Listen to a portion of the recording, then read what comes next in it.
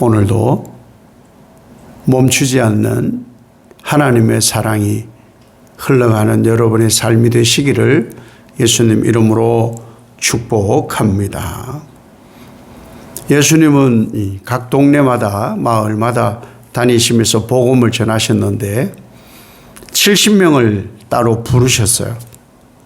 그래서 2명씩 짝을 지어가지고 그 각 동네마다 각 마을마다 가서 먹기도 하고 또 고치기도 하고 하나님 나라가 가까이 왔다 복음을 꼭 전하게 하십니다.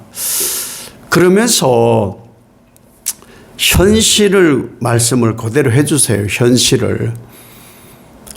추수할 것은 많은데 일꾼이 적고 어린 양을 이리 가운데 보내는 것 같고 아무것도 가져가지 말게 하셨습니다.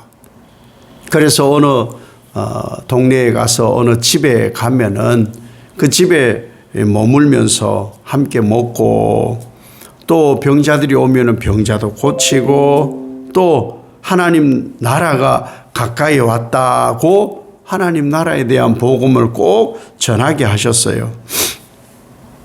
그런데 평안을 비는 집도 있지만 평안을 거절하는 집도 있을 것이다. 받아들이는 사람도 있을 것이고 받아들이지 않는 사람도 있을 것이라는 현실, 지극히 현실. 복음은요, 거절당하기도 합니다. 복음은 거절당하기도 합니다. 복음을 전하는데 다 듣는 것이 아니다. 이건 완전히 현실이에요. 예수님이 각 동네와 마을에 다니시면서 하나님 나라와 복음에 대해서 말씀을 전하시는데 다 받아들이지 않더라. 똑같은 현실인 거예요. 복음임에도 불구하고 하나님 나라에 대한 말씀임에도 불구하고 받아들이지 않으면 그만인 거예요. 그런 현실에 부딪힐 것이다. 영접하지 않는 사람은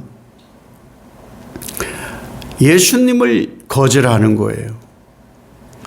말씀을 받아들이지 않는 사람은 예수님을 거절하는 사람이거든요.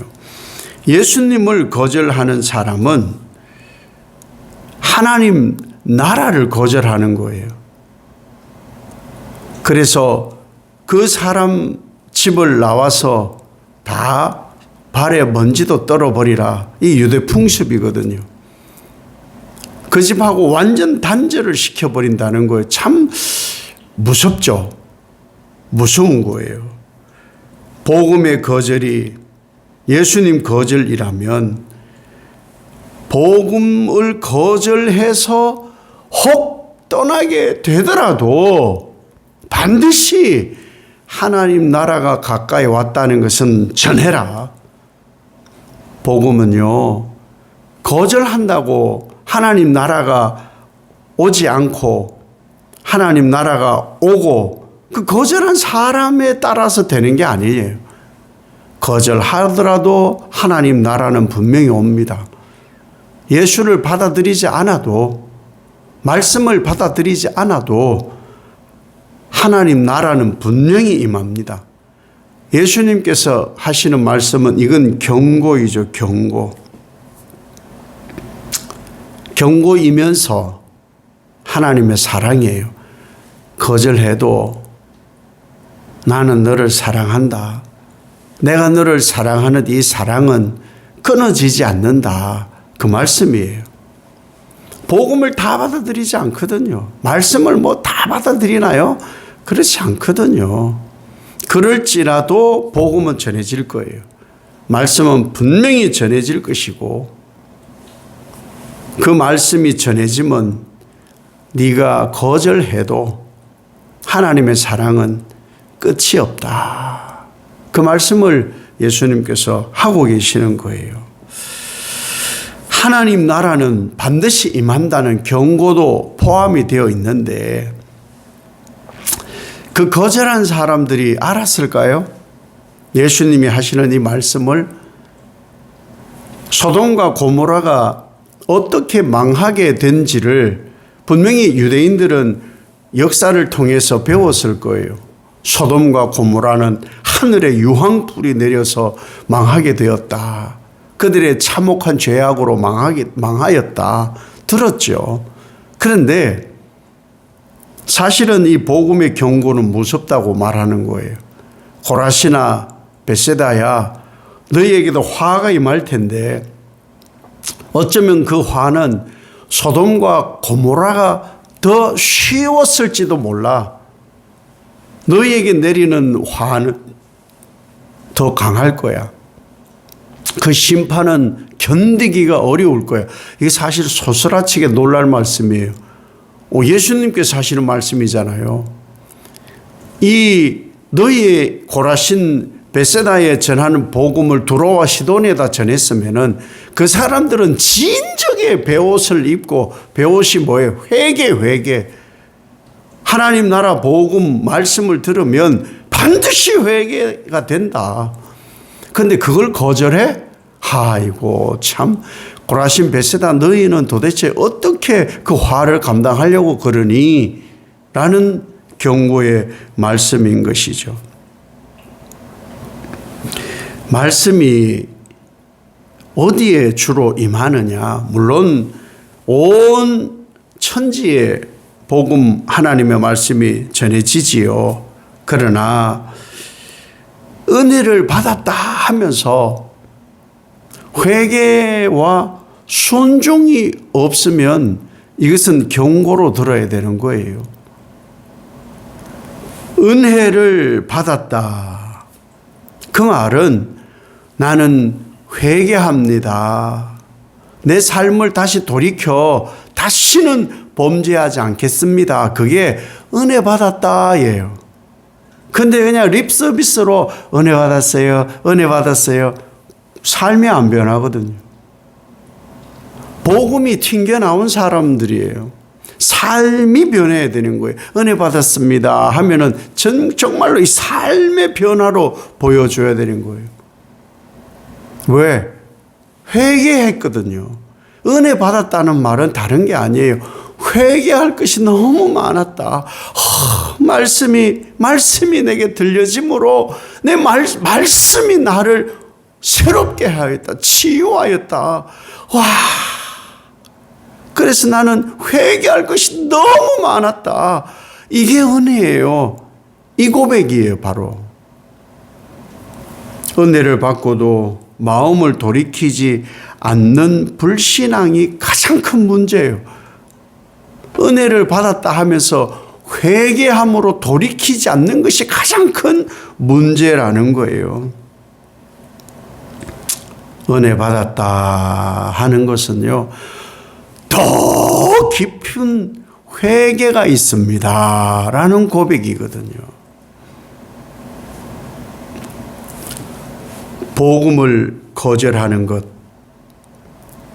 말씀을 거절하는 것은 예수님 거절하는 거예요.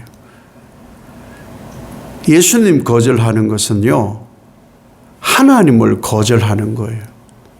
오늘 말씀 그대로예요. 복음 거절은 예수님 거절이고 보내신 하나님 거절이다. 복음은요, 치유가 있고요. 복음에는요, 그 영혼에 대한 책임이 있고요. 복음에는요, 끝까지 흐르는 멈추지 않는 하나님의 사랑이 있는 거예요. 이 복음이 흘러가면은, 말씀이 흘러가면은 평안이 임하는 거예요. 말씀이 들어가면 부딪혀요. 부딪히면 회개하는 거예요. 그게 은혜예요.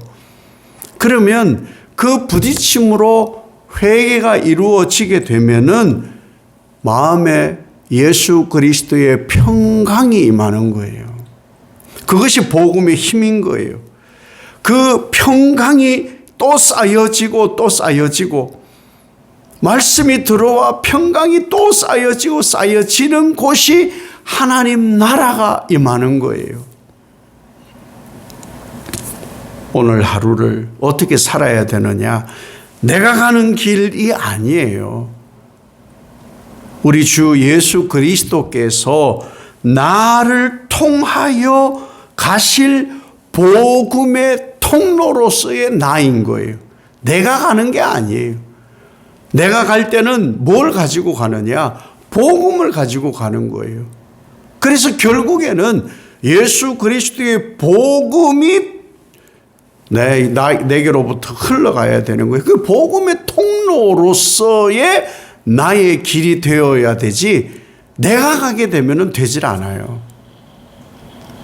그렇게 되어지기까지 계속 말씀이 들려질 것이고 복음이 들려질 것이고, 그러면 그 은혜 받은 것, 회개와 순종으로 내 심령이 변화되어졌을 때, 아하, 하나님의 사랑은 끊임없이 흘러가고 있구나, 이 고백을 하게 됩니다.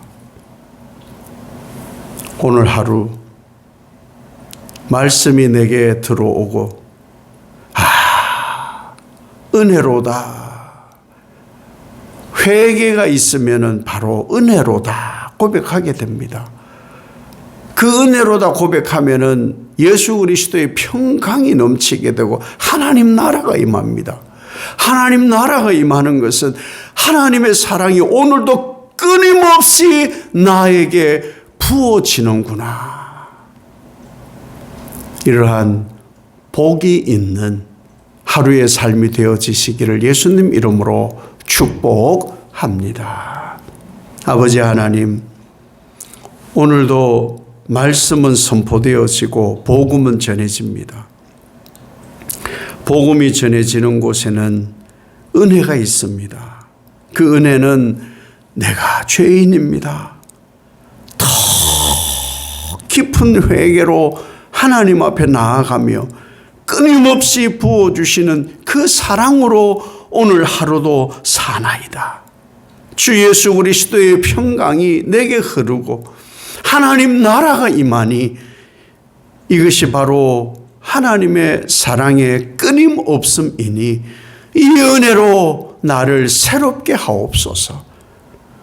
회개의 삶이 곧 은혜의 삶이니 내게 끊임없이 부어주시는 하나님의 사랑을 거절하는 일이 없도록, 말씀과 복음이 거절되지 않도록, 감정으로 휘말리지 않도록 끊임없이 흘러가는 하나님의 사랑, 하나님 나라가 가까이 왔다, 이 은혜가 내게 흐르는 하루가 되게 하옵소서. 예수님 이름으로 기도 올리옵나이다. 아멘.